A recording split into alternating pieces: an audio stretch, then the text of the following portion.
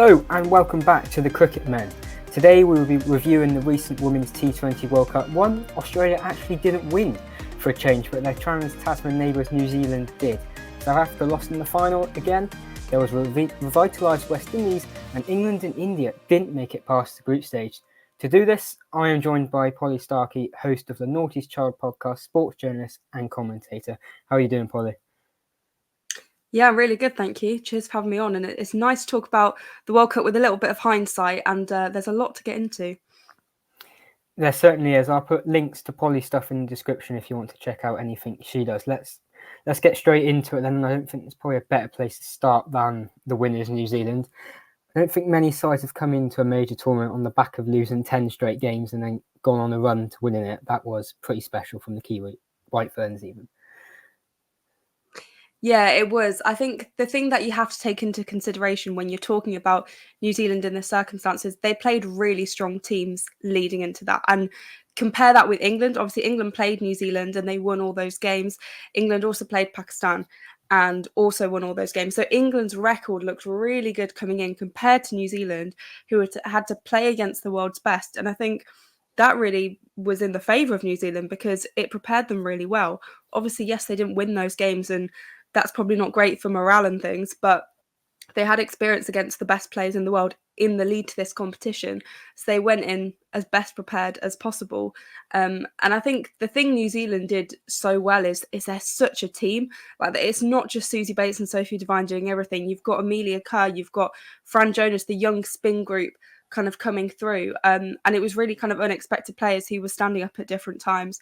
And I was so happy for New Zealand because they haven't had the easiest few years and they haven't got the funding either, but they just went out and did it and defied the odds. So I thought that was brilliant. You mentioned the team element there. That was a big factor, and I'm sure it's something we might get onto when we discuss England in a bit. But I think it's fair to say Amelia Kerr kind of shone above the rest. Man of the match in the final, player of the tournament as well. Most wickets taken in a single Women's T20 World Cup. That included the likes of Elise Perry, Laura Waldvar, Atapatu, Beth Mooney, Deandra Dottin, just to name a few of what she did. How impressed were you by her, and kind of especially in the final when she was dealing with cramp, to kind of keep pushing through that? Yeah, she's a brilliant player, and to think she's only, I think, 23, 24 years old, and she's been on the circuit for so long. And so to maintain that and not just come as a young player and have a good few seasons, she's maintained that. And yeah, I think she's absolutely fantastic with both bat and ball. I think her batting has been, it's not been as great this T20 World Cup, but I think generally it's been quite good. And then, of course, her bowling. You mentioned all those stats there about her, getting the most wickets in a T20 World Cup. It's brilliant, and that's exactly what New Zealand needed. And of course, to perform like that in the final it's the perfect way to top it off, because she did have a fantastic tournament. And I think she probably didn't do as well in the English summer, didn't have as good a season then when she came over to England. But she channeled everything into that T20 World Cup, and again, I'm really happy for her. And she gets to do it alongside her sister, which I think is really lovely. And she's almost been, I think, even though she's quite young, she's been a bit of a role model for that younger group. Those young spinners with, Fran Jonas, Eden Carson, I think she's been really, really helpful for them, because she knows what it's like to come into the setup when she's really young. But also she's managed this pressure really well, and has just completely taken it on. So yeah, I was really impressed by her. And of course, there was that slightly crazy story that came out afterwards of a letter or a story she wrote back in primary school wanting to win someone alongside Sophie Devine and Susie Bates. And that probably goes to show how long those two have played for New Zealand at the international level. But it was one of sport's great stories that they got their moment in the sun before their careers come to an end. Yeah, I'm incredibly happy for them. I mean, add Leah Tahuhu in the mix as well. They've been real servants to New Zealand cricket and perhaps haven't got the rewards they really deserve. I think the thing with New Zealand cricket is they really don't have the same funding that England or Australia have. They don't have the same resources, but they do have these kind of giants of Susie Bates, Sophie Devine, even Katie Martin, who retired a couple of years ago, and she was on commentary when New Zealand won. And it was really emotional to hear, because these players give so much to play cricket for their country. And when they finally get moments like this, and obviously Sophie Devine stepping down as captain, it's just such a nice way for them to wrap that up. I also think in terms of like the letter, I love stories like that because it just shows that, even though women's cricket wasn't on the biggest stage 5-10 years ago, there were people watching, and those people, i.e. Mila Kerr, have now become a mainstay in the New Zealand side. So stuff like that is absolutely fantastic. And I think they're kind of just part of a generation of sportswomen in New Zealand. I think about Ruby Tui as well, plays for the rugby team. They're just kind of real symbols of female empowerment and just being fantastic role models to this next generation. And yeah, I think that all the photos I saw of them, I know they've been described in the team as kind of the parents and the mums and the aunties, and they have got all these young players coming through as the next generation, but actually they've really held this team together over so many years, and have been so important to kind of keeping New Zealand cricket thriving. Yep, and fingers crossed this is a launch pad for the game in New Zealand. Maybe they could have a T20 league pop up. Who knows what happens? But because they've got a foundation of their next team, once the likes of Devine, Bates and who eventually kind of hang up their boots and move on. Georgia Plimmer, Rosemary Mayer, you mentioned Eden Carson already, but Brooke Halliday as well played her part throughout the tournament. I think it's exciting times, not just for New Zealand cricket, but for world cricket as well, to have kind of that youngish core to a side coming through and performing like they did in an international tournament at the end of the day. Yeah, definitely. And I think it ensures the future, which is really important, because it's great that we've got these legends now, but in, a couple of years' time, none of them will be playing international cricket anymore. So to have that security of the next generation is fantastic. And the fact that, a lot of these players now can have cricket as a full-time career. They don't need to kind of grind away as some of the more veteran players did, where they had multiple jobs and tried to balance cricket with that. So there's more of a focus on the actual game. So I think that will only help the standard improve. And I think this tournament showed for world cricket, and I'm sure we'll get into it, that the gap isn't that big. Yes, Australia are these giants, but the giants can fall. And it's quite reassuring, because I think there has been a lot of conversation. I think it will still continue, and it's very valid that there is this worry that everyone behind. But it's exciting times for global cricket, I think. And of course, South Africa Perfect. On the losing end again. Second T20 World Cup in a row. There's also been a bit of a tag the men's team have had for many years of chokers or whatever, but I don't think it's maybe fair to put that on them. But again, I think before we get into any specific players or whatever, it was another kind of tournament of progress for South Africa again. Yeah, definitely. I think South Africa were really kind of unlucky to lose that final. And a lot of people asked me going into the final, like, who do you want to win? And I was like, part of my heart says New Zealand, but part of my heart says South Africa, because they've had a rough couple of years. They had so many significant retirements. Lazali, you had Danny van Neerkerk, and then Shabnam Ismail most recently. Like, there's been a lot of significant players leave that side.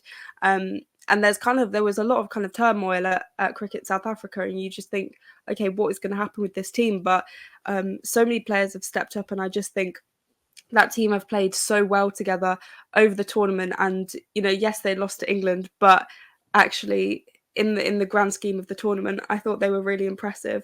And yeah, to beat Australia, that's what everyone wanted.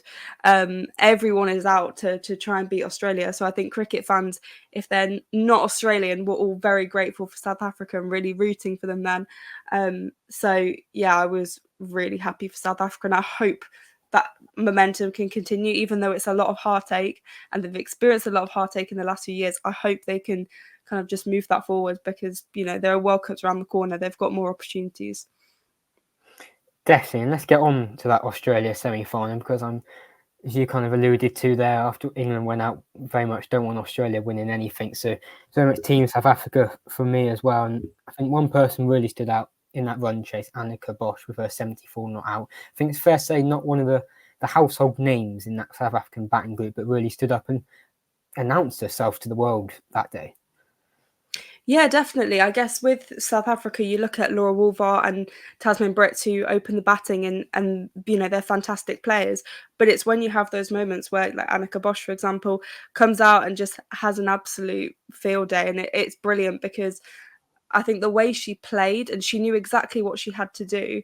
And a lot of players know what they have to do, but they can't always execute it. And I thought she did it from like less than 50 balls or something, went and just whacked it. And I just thought, that's exactly what you have to do. And the Aussies had no answers.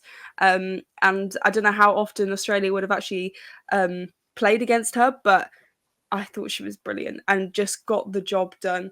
And yeah, for South Africa, that really was the turning point, and that was probably, you know, the most crucial bit of the game for them.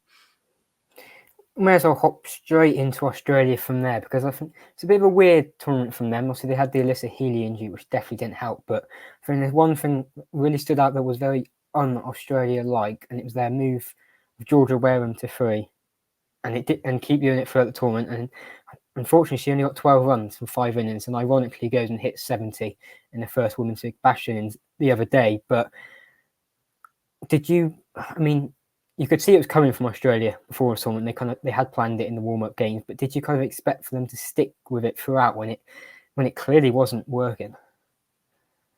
I think it's a really weird one, and the thing with Australia that it's like their downfall, but also the best part of them is that they've got so many good players, and particularly batters.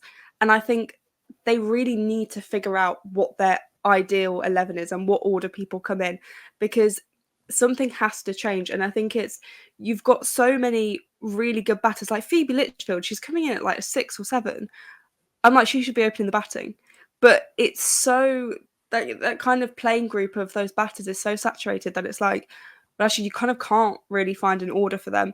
So I think that was definitely a problem. And the whole Georgia Wareham thing, her coming in there, she's a very good batter, but I think if you're messing around where someone is in the order, that makes such a difference. And I think also with Australia, they're not necessarily used to batting all the way down. A lot of batters that come in at 5 or 6, they never get a game because, you know, the game's all wrapped up by the time they get there. So yeah, for Australia it was a weird one, and I wonder what will happen going forward, because as I say, they do just have so many good batters. And then also you add Alyssa Healy back into that mix when she's not injured, and I think it kind of just skews the whole thing. So yeah, it's almost a bit of a problem having too many talented players.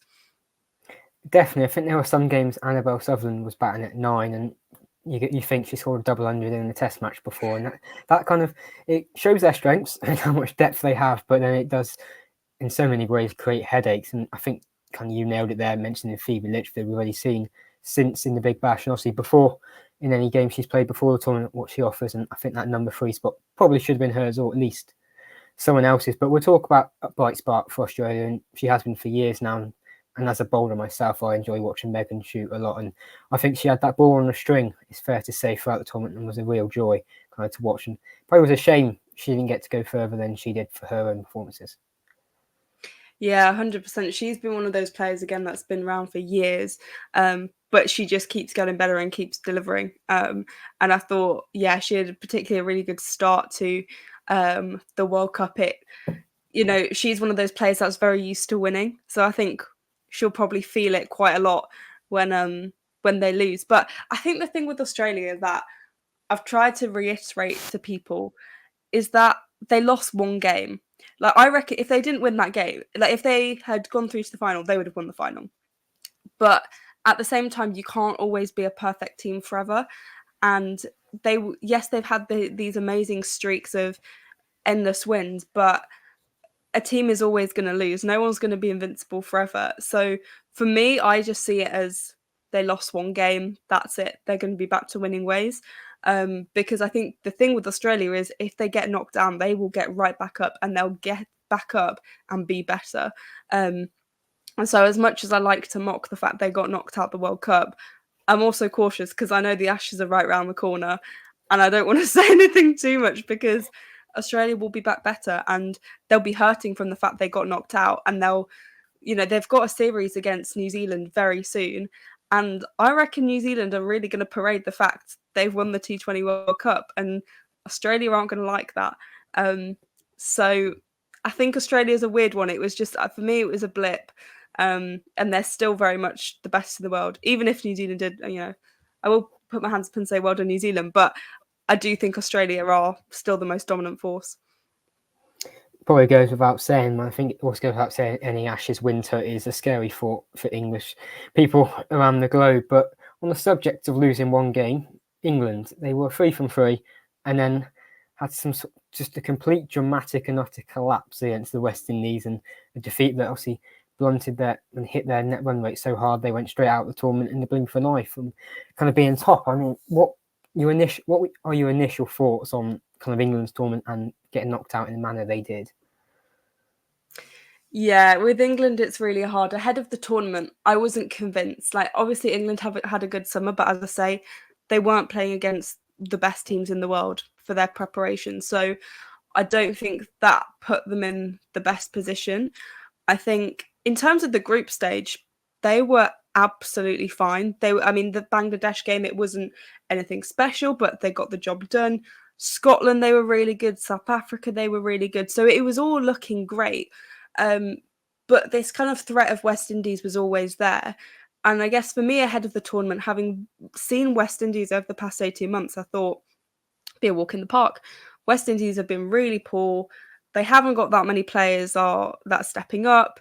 I think England should be okay. But then when it came to it, you look and Deandra Dotton's back and she's been in really good form. Kiana Joseph had got really lucky in the tournament and had also played quite well. And then at the end of the day, they always have Hayley Matthews there.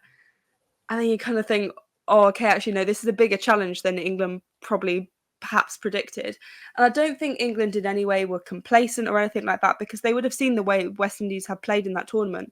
But at the end of the day, in that group, everyone lost a game. It was just who lost by like the better net run rate.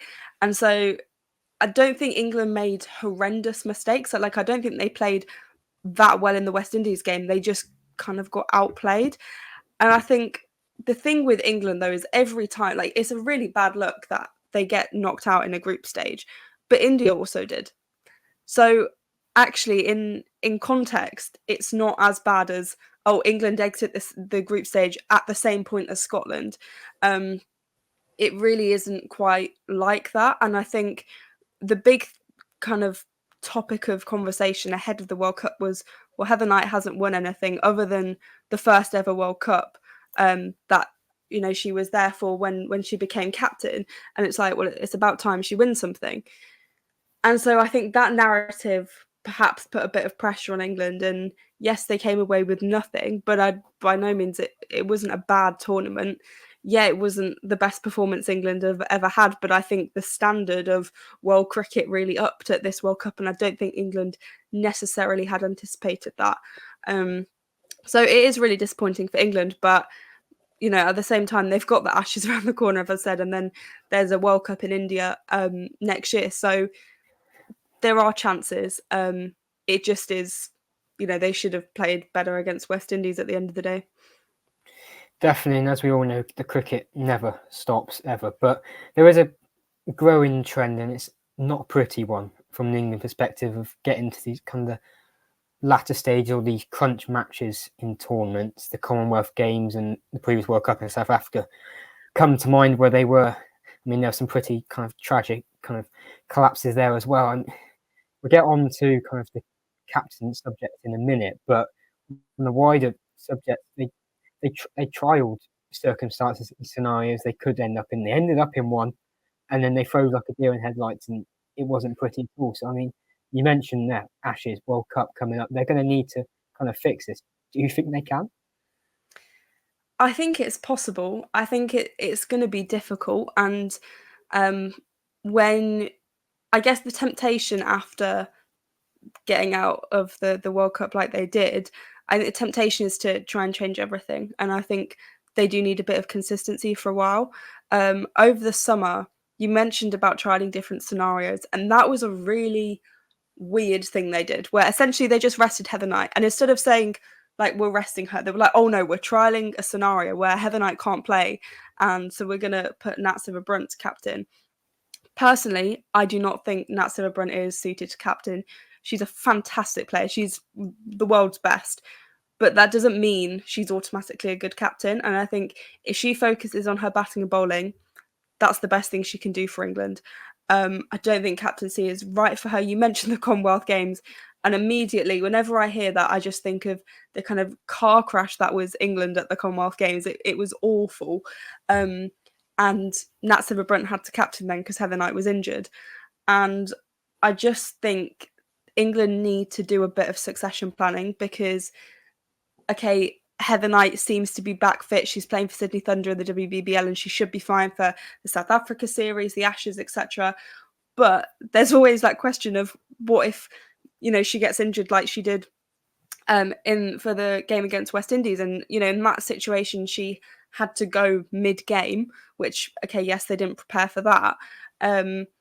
But I just think England do need to be a bit more cautious of that succession planning, because it's all well and good saying you've got like a leadership group or whatever, but okay, well, who is genuinely going to take the reins when Heather Knight is unable to play? And I'm not saying, I think immediately there were calls of get rid of Heather Knight. The reason they lost that game, I think, is because she had to leave halfway through and they all panicked. So actually getting rid of Heather Knight really isn't going to solve anything. But I do just think, a little bit of planning. And if you're going to do scenarios, try and pick a very unexpected scenario, like your captain having to retire halfway through a match. Yep, and I think Heather Knight was kind of just got going with a bat as well in that game, and that's probably the more frustrating thing before the calamity happened with the drop catches and whatever in the field. But kind of let's put you on the spot here just to finish up on England. Once Heather Knight does kind of move on, who will you have as your next England captain? Well, I always love this question. I think I don't think it's that much of a rogue shout anymore, but Grace Scrivens, she hasn't made her England debut yet, but for me, she is an incredibly natural leader. She took over the Sunrisers captaincy at the end of the 2023 season and won 4 games on the trot. And then she captained them this season. They won the Rachel Hale Flint Trophy. Bear in mind, they were the no-hopers for years. And she's 20 years old. And she's she's going to, I imagine, will captain Essex. And she is just absolutely fantastic. She is mature beyond her years. She captained England under-19 at the under-19 World Cup. And they got to the final. She is a natural leader and people speak so highly of her. The one concern is that obviously she hasn't played for England, and I think she needs to do that soon. But I can understand from Heather Knight's perspective how it would feel having Grace Scrivens come into the setup, and that would feel quite threatening. So I think at some point that integration has to happen. When that happens, I don't know. I think there's a potential opportunity after the Ashes, before the next World Cup. I mean, Heather Knight's not particularly old, but, there will be a time where she has to retire. And I think it's in the best interest of England that transition is made quite smoothly rather than, her being completely axed out. So I think bedding Grace Scrivens in the next 12 months is really, really important for the future of England. And I have a lot of faith in Grace because I think, considering she was 19 years old when she took the captaincy at Sunrisers, she was in a team with people ranging from probably about age 17 to 30 plus, and they all trusted her. And I think that speaks volumes. So, Grace Scrivens for future England captain. Interesting. Let's move on to the reason England went out, West Indies. I think it's fair to say it was a tournament that was played on kind of slow and low pitches. It was real low, kind of low scores. Spinners came into the game, but I think it's fair to say West Indies decided to stick to their guns and said, we're going to hit that ball to the boundary or over the boundary as many times as we can. And albeit, I'm still not sure how, but they lost the opener to South Africa by 10 wickets. But after that point, until they ran into New Zealand, they looked unstoppable and they were playing kind of the brand and style of cricket that no one expected in those conditions. And as you've touched on players before, it was just perfectly suited to how they wanted to play. Yeah, I mean, they played the style of cricket that everyone wanted to play, but no one could execute. And I just thought they were fantastic.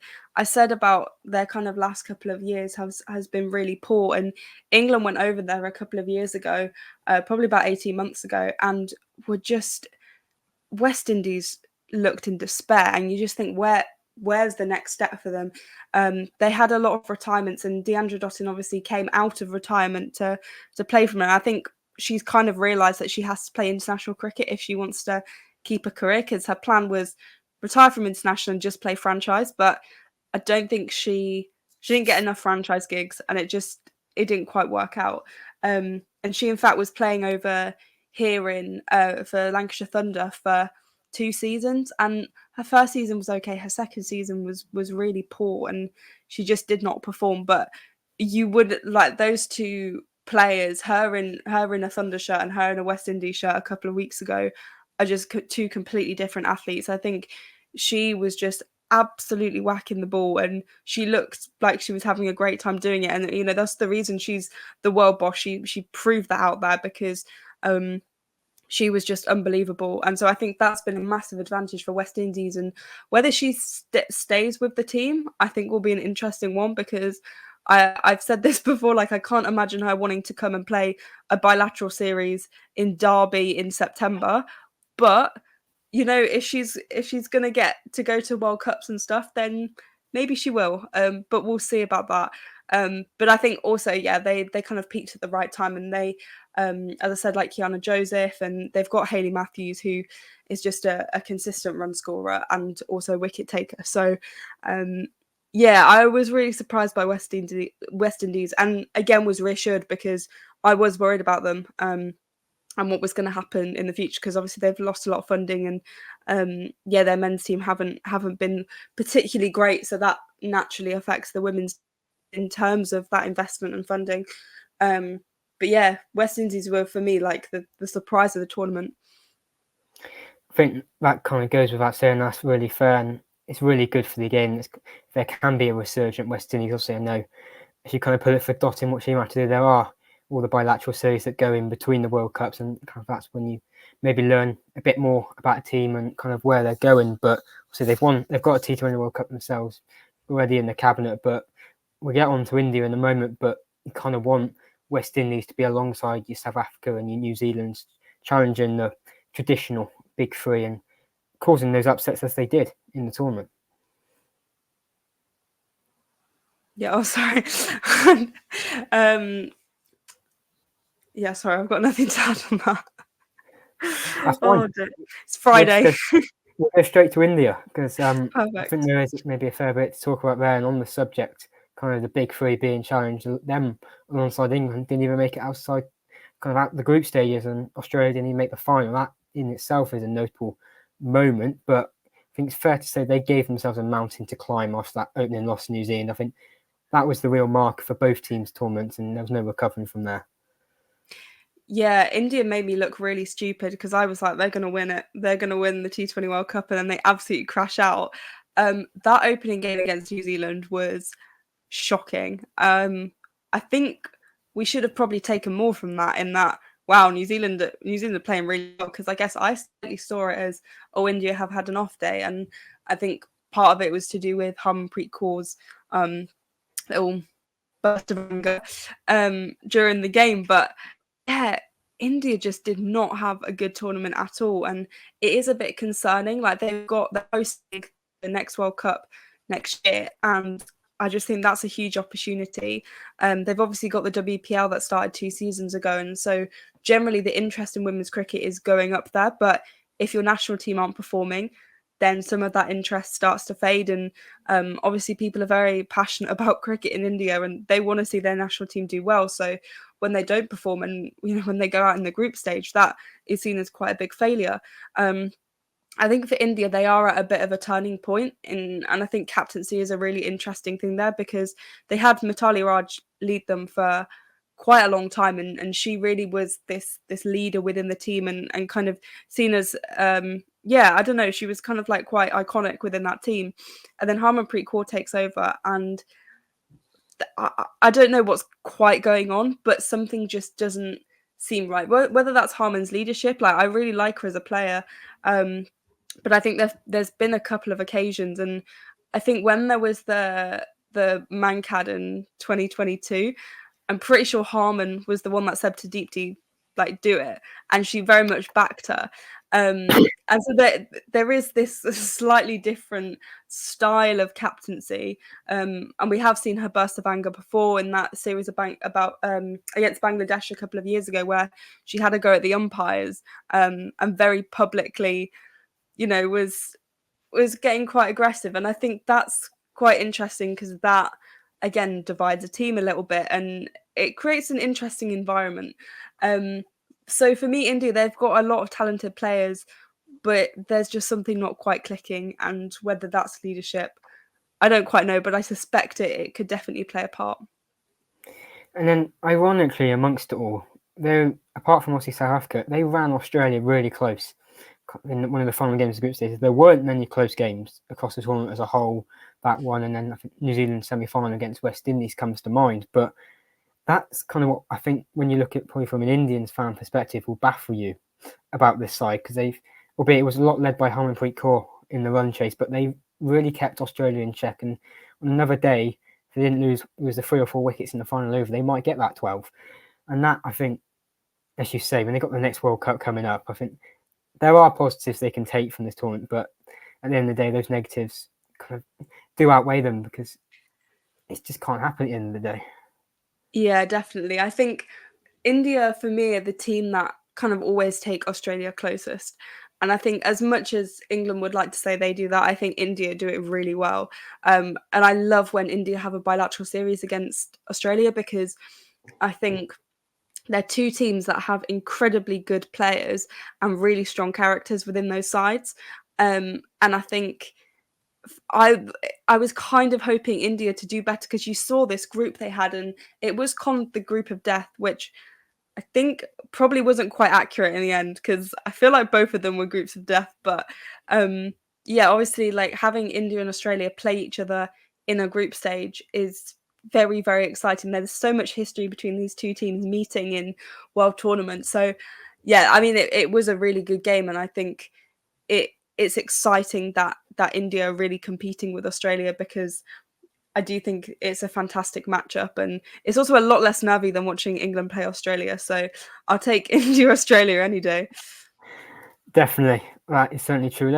Before we wrap up, let's move on to some of the other teams who didn't make much of an impact at all. So unfortunately, Scotland in their debut bow didn't really do much, but I think one that really stood out to me was Sri Lanka. Obviously, the Asia Cup champions recently beat India in the final, but they were never at the party, never really at the races this tournament.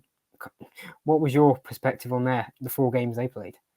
Yeah, I was so good for Sri Lanka, because I think they've had so many good moments over the past few years. Like they've beat England, and that's a huge achievement. They beat India, and I just think this was their big opportunity, and it kind of went down the drain. And I suspect Chamari Atapattu might retire from international cricket after this, and that would be a real shame for Sri Lanka, because she is an unbelievable player. And I think that's the thing with Sri Lanka, is they perhaps don't have that depth yet.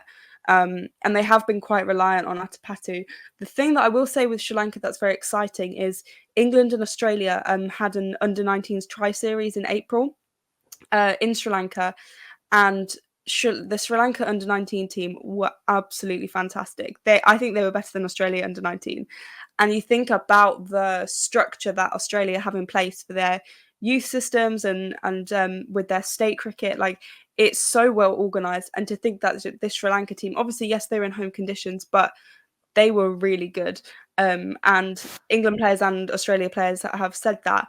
And so I think that's quite reassuring for the future. But obviously, that's a little bit of a way off. But yeah, for me, like I was quite disappointed by Sri Lanka, because I expected them to turn up a little bit more. But yeah, it really wasn't their tournament. I also thought the conditions are probably a little bit more suited to them. Obviously, the UAE and Sri Lanka have slightly different conditions, but in terms of wickets favouring spin, that's very favourable to Sri Lanka. And of course, like heat wise, they're probably quite used to those conditions. So yeah, it was a shame.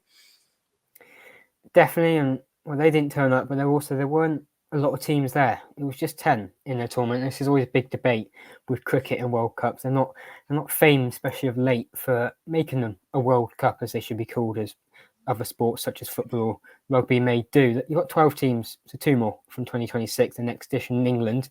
You can imagine the answer to, should it be more for this one just gone, but should they be looking to have it for more than 12 in that tournament, or are you happy with kind of the gradual increase they're going to do?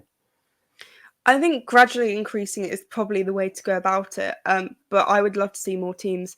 I think, as you say, like a World Cup should be reflective of the world and not just a couple of areas.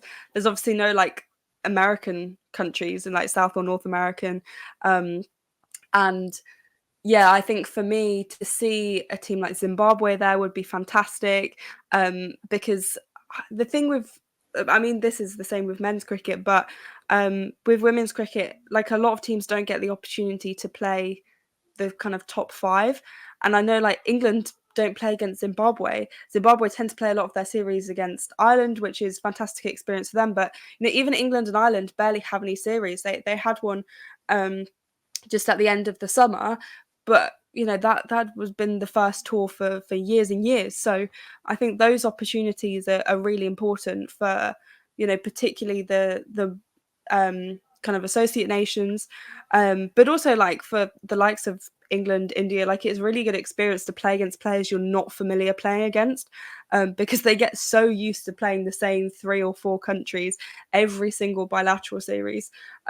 So I would really like to see it expand. And I think one thing I noticed at the Under-19 World Cup actually is that because that was an expanded tournament, you got to see how so many different countries play cricket. And it's not just about the way they hit the ball, it's about the way they celebrate. And it's about the way the teammates are on the sidelines. And I love stuff like that, because for me, Rwanda and Indonesia at that Under-19 World Cup, that's my biggest memory of watching it, because every time their team scored a run, it was like they had won a World Cup. There was such elation, and I think about the way Brazil celebrate, and that's so different. And I think that's what World Cups are about, and it's about this kind of fusion of cultures and about the celebration of global cricket. And when you've got the same teams going there, and a lot of them are very used to the World Cup atmosphere, and I think sometimes that gets a little bit lost. But bringing these new countries in, like seeing Scotland, they were all crying when Flower of Scotland was playing, because this is such a big moment. And I think having every World Cup having these new teams come in, I think is really important. So I would love to see it expand. Obviously, it will potentially affect the quality of the cricket, but at the same time, you can have these really epic matchups between these teams, and also upsets happen. And that's why, I mean, we've seen it with the men's World Cups. Like the upsets are amazing, and it creates an incredible sporting storyline. So I do hope it expands, but I do think it will have to be gradual, just because of the stage development is across the world with women's cricket. And finally, last thing before we finish, what was your moment of the tournament, if you can pick one? Oh, that's a really good question.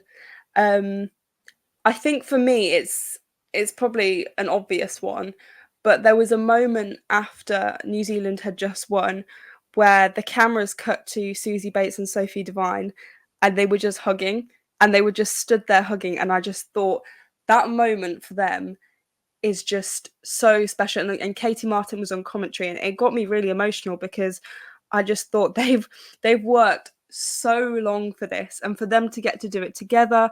And they were both brilliant in the tournament. And I think Sophie Devine's captaincy, I can't believe I didn't mention this earlier, but her captaincy was unbelievable. When she just decided to bring Susie Bates on to bowl, and everyone was like, what are you doing? I loved moments like that.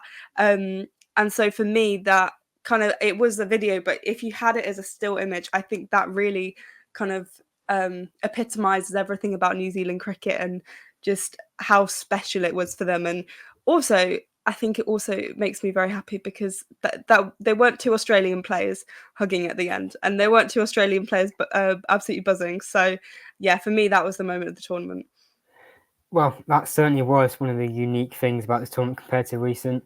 It was all about New Zealand, not Australia for once. Thank you, Polly, for joining us, and do remember to subscribe to the channel for more chats like this about the women's game and the men's game as we go through the winter months, because there's still plenty to come.